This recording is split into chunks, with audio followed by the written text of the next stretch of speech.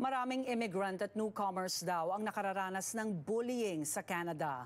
Sa Pink Shirt Day Miyerkules, ilang tips para makatulong sa mga biktima nito. Sa report ni Teresa Barrera.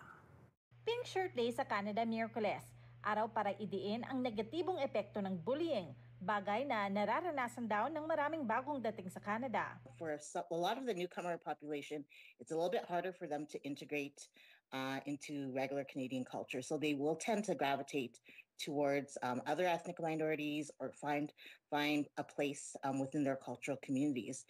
So they're already seen as almost like othered from the regular mainstream population. So there is diversity, but we see that it's harder for them to integrate. Iba-iba raw ang uri ng bullying.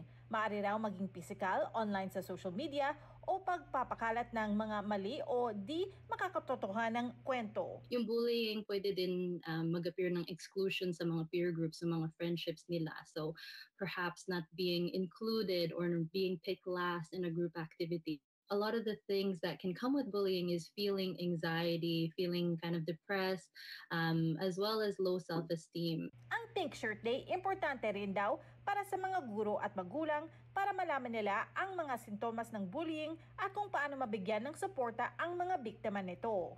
Yes, if your youth is withdrawing from the family or spending a lot of time in their room, maybe they are refusing to go to school, maybe they're complaining about headaches or stomach aches. That could be related to signs of anxiety. Para naman sa mga nakararanas ng bullying, importante raw ang pagtanggal sa sarili sa isang bullying situation at humingi ng tulong sa mga taong pinagkakatiwalaan. So removing themselves from that situation or that scenario is important. If it's cyberbullying, blocking would be a good option as well.